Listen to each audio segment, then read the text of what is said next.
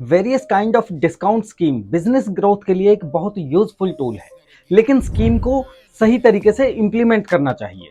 एक wise businessman ऐसी schemes को एक खास समय पर लाकर बिजनेस ग्रोथ के लिए यूज करते हैं, ताकि उनकी आउटलेट की सेल, नए कस्टमर्स का फुटफॉल और रिटेंशन बढ़े, और इस तरह से नए कस्टमर भी आउटलेट से जुड़ जाते हैं।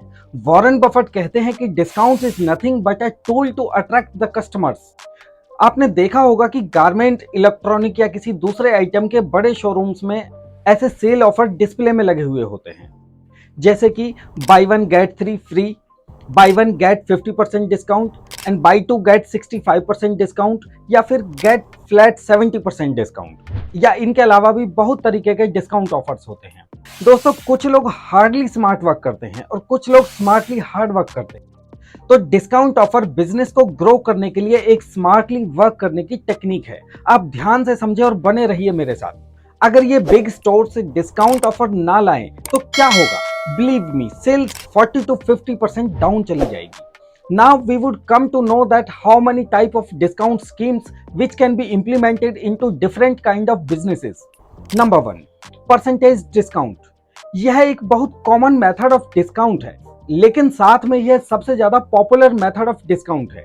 जैसे किसी प्रोडक्ट पर फ्लैट 10% डिस्काउंट दे दिया, या डिस्काउंट ऑन डिस्काउंटेड वैल्यू दे दिया, जैसे कि 50% प्लस 50% दिया। अब देखने में लगता है कि 100% डिस्काउंट मिल गया, लेकिन एक्चुअल में क्या आपको वह आइटम फ्री में मिली? नहीं।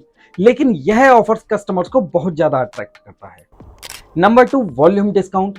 जब एक कस्टमर काफी सारा सामान आपकी आउटलेट से खरीदता है, जैसे कि कस्टमर्स ने मिक्स प्रोडक्ट की 10 यूनिट ले ली, तो उसे थोड़ा ज्यादा डिस्काउंट ऑफर देके कस्टमर को खाली हाथ ना जाने दिया जाए। अभी हम आने वाले टाइम में पावर ऑफ रोटेशन को भी समझेंगे। Number 3, cash discount. Cash discount ऐसे बिजनेस में दिया जाता है जहां पर उधार में सामान बेचा जाता है, चाहे वह होलसेल बिजनेस हो या फिर रिटेल बिजनेस हो।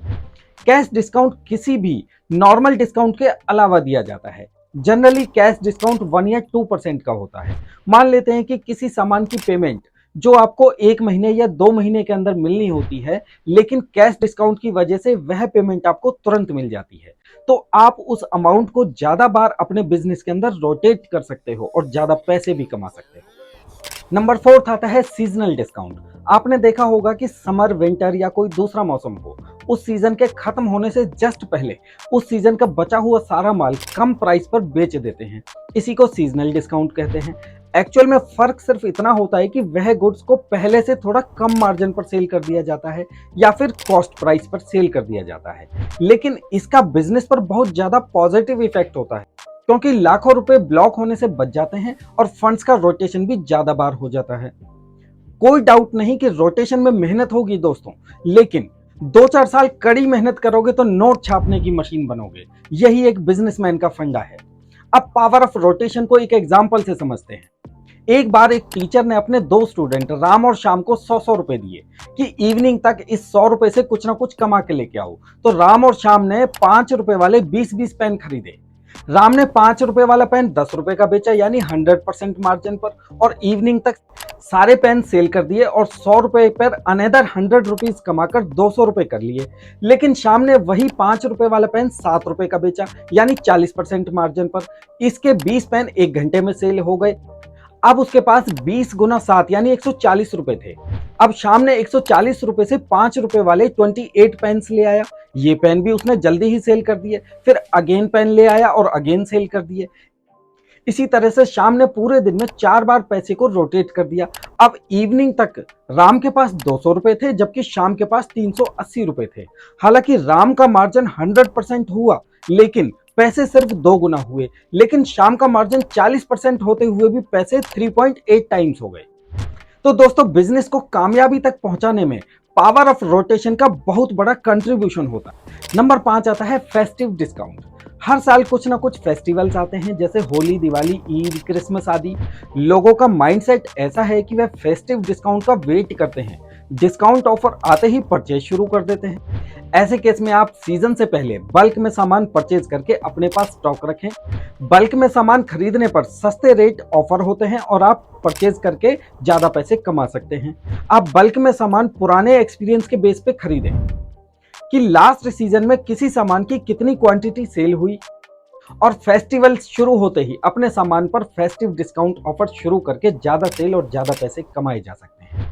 नंबर 6 आता है बंडल डिस्काउंट। जब कोई कस्टमर एक प्रोडक्ट के साथ दूसरा प्रोडक्ट परचेज करता है तो उसे बंडल डिस्काउंट ऑफर दिया जाता है। इस बंडल डिस्काउंट में पहले से थोड़ा ज्यादा कंसेशन ऑफर करके माल को सेल कर दिया जाता है। जैसे कि दिवाली के टाइम पर फ्रिज के साथ स्टेबलाइजर या टीवी के साथ म्यूजिक सिस्टम आदि इस बंडल स्कीम की एग्जाम्पल हैं। इन डिस्काउंट स्कीम से बिजनेस को काफी फायदे हैं, जैसे कैश का ज्यादा इनफ्लो हो जाता है जिसे अगेन रोटेट किया जा सकता है। नंबर 2, स्टॉक क्लियर हो जाता है, वारंटी भी लंबे समय तक मिलती है, आपकी गुडविल भी इंक्रीज होती है। तो दोस्तों ये सारे बेनिफिट्स थे एक डिस्काउंट स्कीम के, जिसे आप अपनी शॉप के अंदर इंप्लीमेंट कर सकते हैं और अपने बिजनेस को ग्रो कर सकते हैं। आशा करते हैं आपको हमारे द्वारा बनाई गई वीडियो पसंद आई होगी। पसंद आई तो हमारे चैनल को लाइक करें, शेयर करें और सब्सक्राइब करें। नमस्ते।